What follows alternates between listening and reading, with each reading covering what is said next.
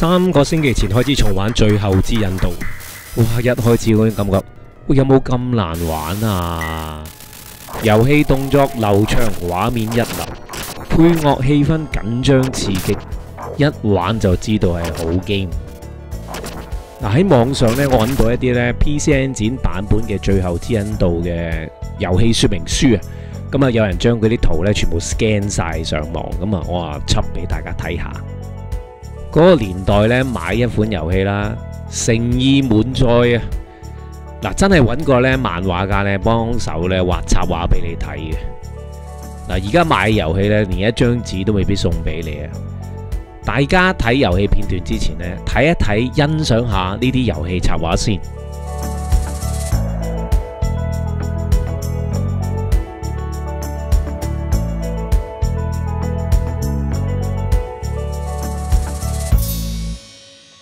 大家記住訂閱我個頻道，先多謝大家支持。好啦，入錢。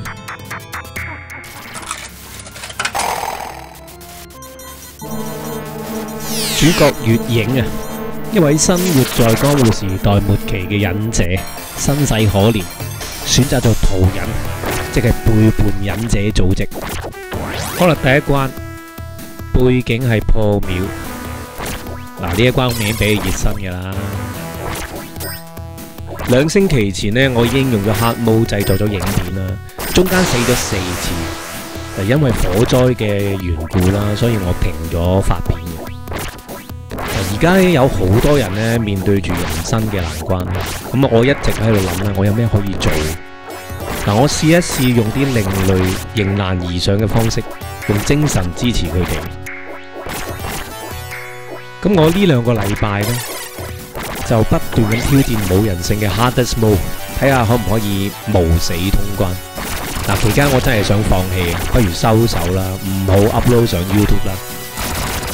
最後呢，我將自己玩呢個遊戲嘅技術咧鍛鍊到極致，再靠一啲幸運之神嘅幫忙做到。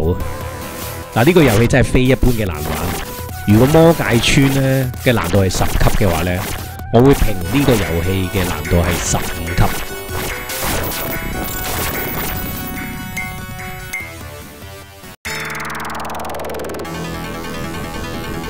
好啦，第一關首腦係阿修羅。你見到我右上角最後之引導嗰5個字做咗啲 effect 嘅，咁嗰個 effect 咁我都可以講解下嘅，即係佢越喐得犀利，即係代表嗰個關卡係難度最高咁樣，即係越喐得勁就越難打咁解啦。係啦，咁我自己去 edit 嘅，咁啊參考下啦嚇。你睇到見佢喐得好犀利，即係話嗰度好難打咁解啦。好，第2關場景係森林啊！嗱，呢一關咧，我一玩咧，頭先即係喺森林嗰度行啦，我就即刻覺得好似一隻似曾相識嘅遊戲《影之傳說》。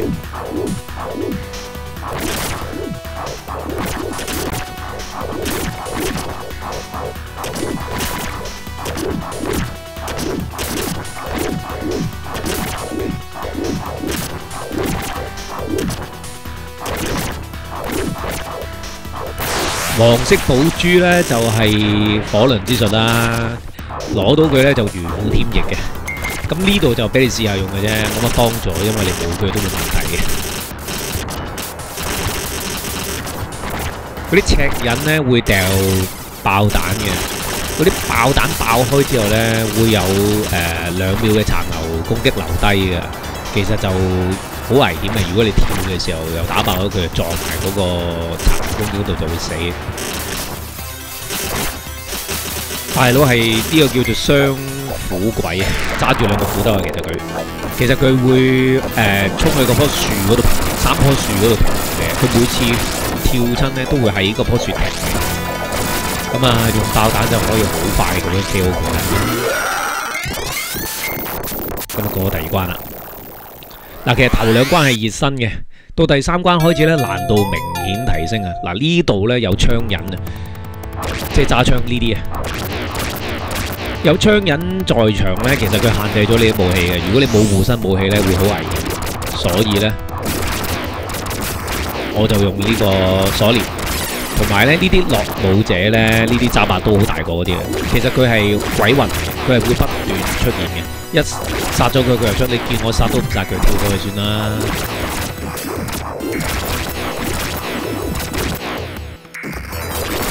其實個遊戲會提醒你用咩武器嘅。你見到下低嗰個武器欄有時咧會閃嘅，閃嘅意思就即係話咧，嗰隻武器係佢而家推介俾你呢個場地用嘅武器。咁啊，我以前玩咧係冇發現有呢樣嘢嘅，我重玩我先發覺，咦，原來遊戲係提咗你應該用咩武器去打嘅。呢度就不停喺水度跳，因為水佢會限制住你嘅速度啦。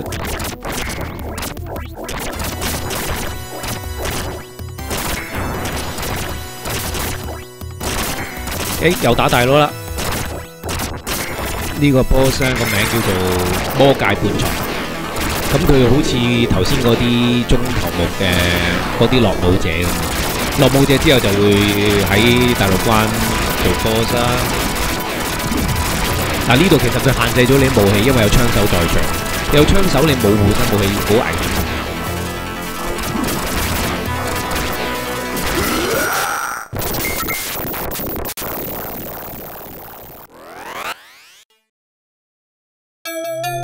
好，第4關。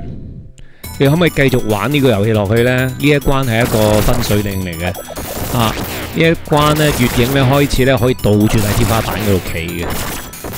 好啦，新敵人廉忍同埋武士咧就會登場啦。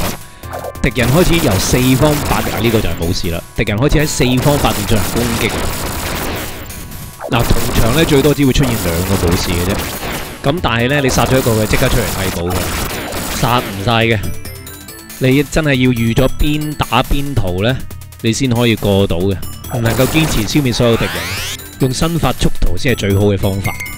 第4關嘅第2段，下低嗰啲竹呢係會篤死你嘅，咁佢限制咗你唔可以跳上跳落啦，有啲位置特登係咁啊。其實佢掹到嘅話好得人驚。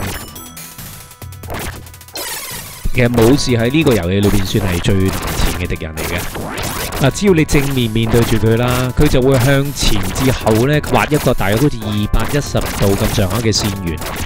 只要佢一出場咧，你就要打醒12分精神啊！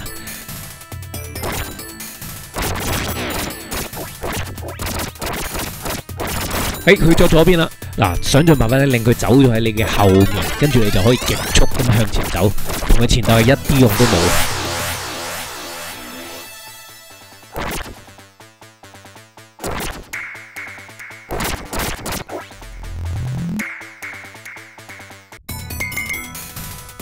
你上面一開始喺呢一段呢，即係第4關嘅第3段啦，嗰嚿石就壓落嚟，咁啊一定要唔好嘥時間。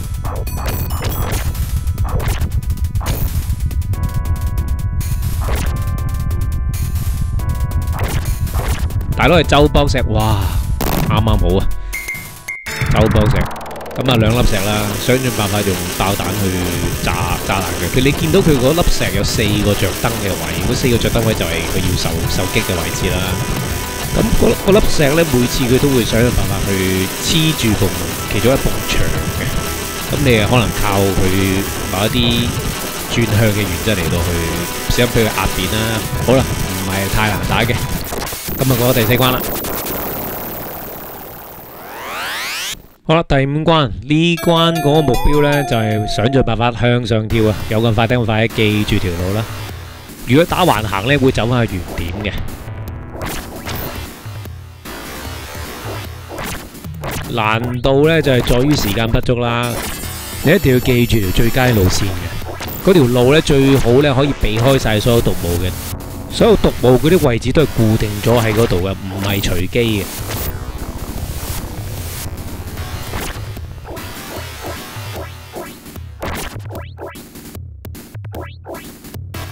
上到崖頂就係首領風魔9人眾，適當嘅時候用刀自保。用鎖鏈對付佢哋啦，因為夠功力又安全。仲可以擊落風魔忍者嗰啲虎目啊！目標就係中間嗰個衣着唔同嘅風魔忍者。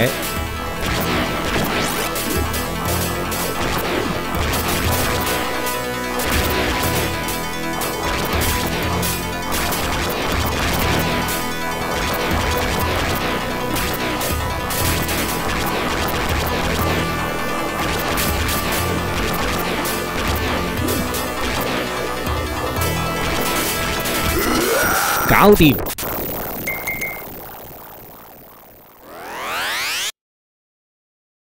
好，第6關。嗱，呢一關係地球上面你數一數二嘅冇人性難關，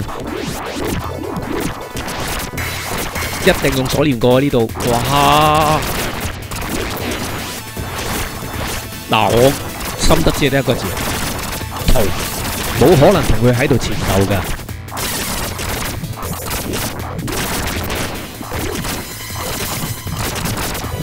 呢度如果你攞到嗰個火攻呢，其實呢你就容易啲過。哇！我已經係覺得唞唔到氣啦，我覺得自己喺度用緊獨孤九劍嘅破戰式啊，邊打邊走，一刻都唔停。嗱，你見到嗰啲武士係跳出嚟，佢會空中拔刀斬你一刀嘅。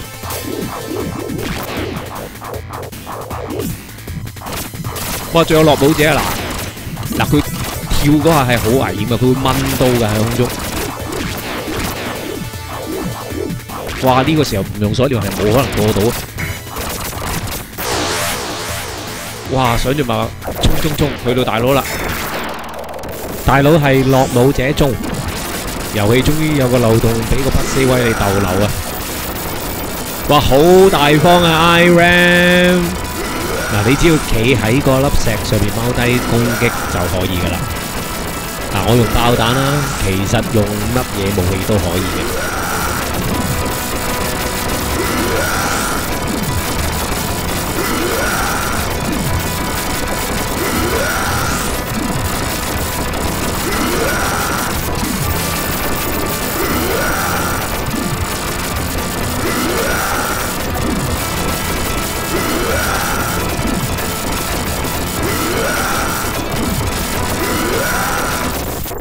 好，搞掂啊！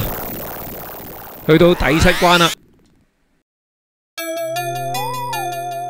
嗱，呢一關手段有4類敵人啦：地形、武士、毒霧同埋無名上人，即係月影嘅殺父仇人啊！武器只可以用爆彈啦，一定要用最快嘅速度消滅無名上人，消滅咗就唔會再出現過。嗱，即係就係呢個老伯伯。Hades Mode 嘅無名上人嘅動作咧，明顯勁過 Long Mode，佢會更加主動攻擊啦。咦，咁樣就打死咗佢啦，咁兒戲就報到副手咯喎。其實去到呢度咧，真係要步步為營嘅，因為地形令到你對付武士好困難。我成日都要集中晒啲爆彈嘅兵力，即係2個分身黐住你咧，去對付個武士。因為佢一出現咧，其實好快你就要殺死佢。如果唔係佢拔到刀咧，你係好危險。前邊就係呢個遊戲嘅冇人性難關 2.0， 要跳落去嗰個奈落樂園，過埋呢段毒霧同埋武士嘅攻擊就到噶啦。前面嗰啲忍者嘅亡靈呢個位置呢係固定嘅。我之前用咗10幾分鐘死咗無數次先揾到今次我而家行俾你睇嗰條路啦，就冇參考其他玩家嘅。大家一定要經歷嘅，考車都其實係咁上下嘅啫。個心得就係記住條路。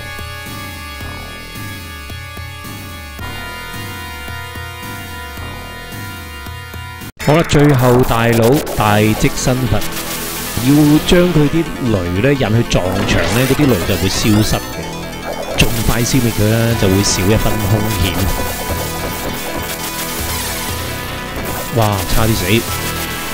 有時過啲關係要少少運氣打呢個 boss， 因為你控制唔到佢啲雷嘅。其實，搞掂！最後之引導 Hades Mode 最高難度，無死通關。除咗技術啦，仲要運氣協助啦。大家面對難關，記住唔好放棄，要咬緊牙關，堅持到底。其實呢度點解佢會變成一隻狼呢？就係一啲揮之不去嘅記憶嚟嘅。佢由細到大都係受住一啲記憶嘅困擾啊。佢喺個段記憶裏邊咧，就覺得月影自己咧，同埋佢爸爸咧，都係一隻狼嚟嘅。佢喺呢個時候咧，就睇到佢爸爸咧係眼白白咁睇住佢爸爸俾人殺死咗啦。而現實上邊呢，殺死佢爸爸嘅嗰個就係無名上人，即係頭先嗰個老伯伯。咁呢個一個為父報仇嘅故事啦。最後尾佢就係真係手刃咗殺父仇人，最尾揭開自己身世之謎。你問我啦，如果10分滿分嘅話，呢個遊戲我會俾9.5分。作為任何年齡層嘅玩家，尤其是你係覺得自己打機幾叻嘅朋友，我都12分推介呢個遊戲。雖然係1988年37年前嘅遊戲，但係其實真係一啲都唔覺得 out 㗎。簽翻個名先 ，Mo M O。好啦，玩到呢度，拜拜。